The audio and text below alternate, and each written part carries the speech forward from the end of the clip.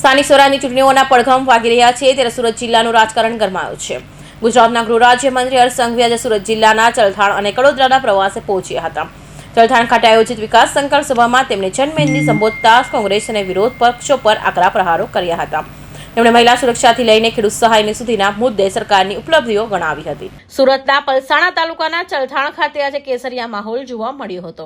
આગામી સ્થાનિક સ્વરાજની ચૂંટણીઓ પૂર્વે હર્ષ સંઘવીનો આ પ્રવાસ અત્યંત મહત્વનો માનવામાં આવી રહ્યો છે। સભા સ્થળે હજારોની સંખ્યામાં ઉમટી પડેલી મેદની હવે ખાસ કરીને મહિલાઓની ઉપસ્થિતિ વચ્ચે હર્ષ સંઘવીએ વિપક્ષને આડે હાથ લીધો હતો। ભારત માતા કી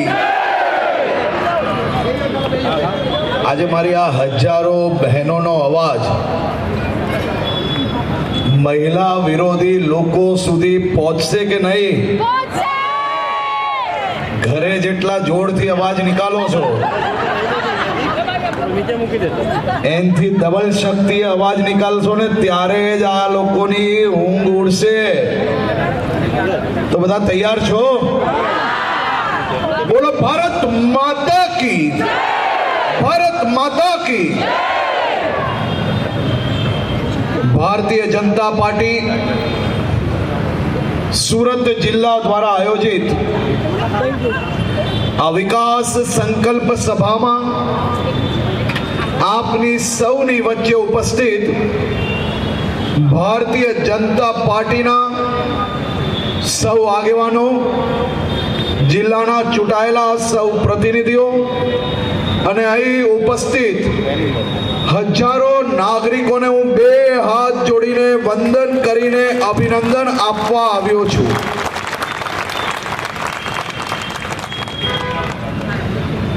આ સુરત જિલ્લાના નાગરિકોને આભાર તો માનવો જ પડે ભાઈઓ, અને અભિનંદન બી આપવા પડે। તમને સૌને અભિનંદન એટલા માટે આપવા આવ્યો છું કે તમે આ ગુજરાત વિરોધી લોકોને ચૂંટણી ચાલુ થાય તે પહેલા જ સુરત જિલ્લામાં 44 જગ્યા પર ચારે દિશાએ સફાયો કરી નાખ્યો છે।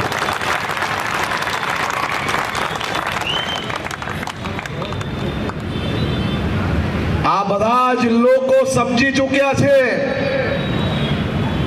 તેમને પાક્કો અંદાજો આવી ગયો છે કે ગુજરાતની અસ્મિતાને ઠેસ પહોંચાડનાર એક લોકોનો હિસાબ એ ગુજરાતના નાગરિકો સમયસર વ્યાજ જોડે કરી લે છે। ગામે ગામ મારી માતાઓ અડધી રાત્રે તમે બહાર નીકળી શકો છો કે નહીં? તો આનાથી વધારે તમને શું જોઈએ છે? બોલો।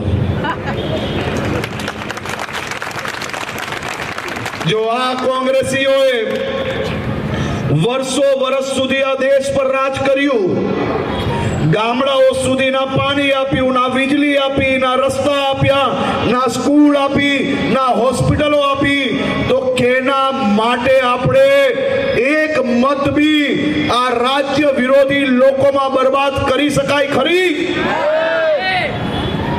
આ બધા જ લોકોએ આટલા વર્ષ સુધી શું કર્યું તમારે જાણવું છે?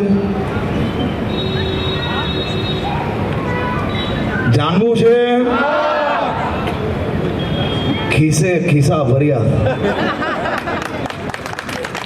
તમને હું 3 ઉત્તમ દાખલા અહીંયા આપવા માંગુ છું। અહીંયા કેટલા લોકો એવા છે કે જે ખેડૂતો છે એ હાથ ઊંચા કરે?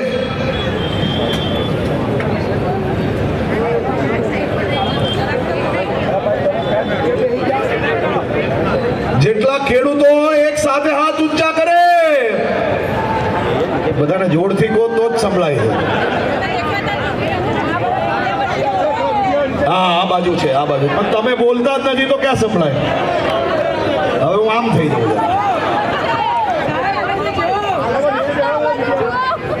ભાઈ તમે થોડાક નીચે બેસો ને, થોડું અમારે આ દિલના સંબંધ છે, વચ્ચે વચ્ચે ના આવો ભાઈ।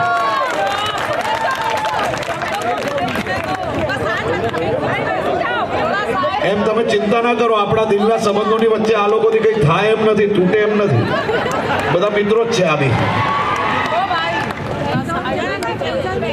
હવે મારે મારા ખેડૂત ભાઈઓને પૂછવું છે, વારે તહેવારે ખેડૂતોના નામે રાજનીતિ કરનારા કોંગ્રેસીઓને તમારા થકી મારે સવાલ પૂછવો છે. ખેડૂતોને દર વર્ષે બેંકના ખાતે મોદી સાહેબ કઈ મોકલે છે? 2000 રૂપિયા દર 4 મહિને, તો 12 મહિને કેટલા થાય? 6000 રૂપિયા બધાના ખાતામાં આવે છે. તમારે કોઈને 100 રૂપિયા કટકી આપવી પડે છે? જરા સાચું કે જો આપવી પડે છે? 1 રૂપિયો બી આપ્યા વગર તમારા ખાતામાં 6000 આવે કાકા? સહાયની વાત આના પછી. ગૃહમંત્રી આજે વિરોધી ઉપર આંકડા પસાર કર્યા હતા. મહિલા વિરોધી માનસિકતા પર પ્રહાર હર્ષંઘવીએ જણાવ્યું હતું, આજે હું 1000 મહિલાઓને અવાજ બનીને આવ્યો છું. મહિલા બિલનો વિરોધ કરનારાઓને જનતાના ઘરે બેસાડી દીધા છે. સુરત જિલ્લાના લોકોને આભાર માનું છું કે તેમણે મહિલા વિરોધી માનસિકતા ધરાવતા તત્વોનો જાકારો આપ્યો છે. સુરક્ષા અને ધાર્મિક સ્વતંત્રતા ભૂતકાળની યાદ અપાવતા તેમણે કહ્યું કે કોંગ્રેસના શાસનમાં અંધારું થતા પહેલા બહેનોએ ઘરે પહોંચી જવું પડતું હતું, જ્યારે ભાજપના શાસનમાં આજે સુરક્ષાનો એવો માહોલ છે કે દીકરીઓની આખી રાત નવરાત્રી રમી શકે છે. જો કોંગ્રેસ સત્તામાં આવશે તો નવરાત્રી અને ગણેશ ઉત્સવ જેવા ધાર્મિક તહેવારો પર જોખમ ઊભું થશે. ખેડૂત સહાય અને કટકી પ્રથાનો અંત ખેડૂતો મુદ્દે બોલતા તેમણે કહ્યું હતું કે અતિવૃષ્ટિના સમયે વિરોધો માત્ર ફોટો સેક્શન કરાવતા હતા, જ્યારે રાજ્ય સરકારે 11,000 કરોડની સહાય સીધી ખેડૂતોના ખાતામાં જમા કરાવી છે. હવે કોઈ વચેટિયાને કટકી આપવી પડતી નથી. હાથ જોડીને વંદન કરવા પડે, એક શબ્દ બોલ્યા વગર આ ગુજરાત અને ગુજરાત વિરુદ્ધ માનસિકતા ધરાવતા લોકોનો એવો અદ્ભુત સફાયો કર્યો છે કે આ છેલ્લી ચૂંટણી છે. આવતી ચૂંટણીએ ગુજરાતના કોઈ બી ખૂણે આ લોકોને ઉમેદવાર નહીં મળે જો આ જ પ્રકારની ગુજરાત વિરોધી માનસિકતા રાખી.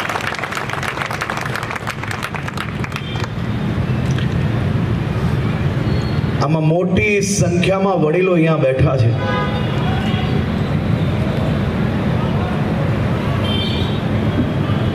બહેનો બી બેઠી છે. મારા વડીલોને મારે પૂછવું છે કે આમાંથી કેટલા લોકો એવા છે જેને કોંગ્રેસનું રાજ દુશાસન જોયું હોય? એ જરા મારી જોડે હાથ ઊંચા કરે કે જેમને કોંગ્રેસનું બી દુશાસન જોયું હોય.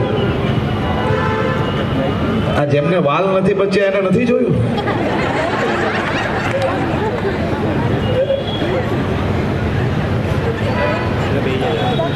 મારી બહેનો, તમને તો કદાચ અંદાજો જ નથી, કારણ કે જો તમારી સમજ જ્યારે છે, એટલે હું જ્યારે સમજતો થયો ને ત્યારથી આ રાજ્યની અંદર મોદી શાસન હતું. તમે બધા નસીબવાળા છો મોટા ભાગના લોકો કે આપણે સૌ સમજતા થયા, મોટા થયા ત્યારે આ રાજ્યમાં મોદી શાસન હતું.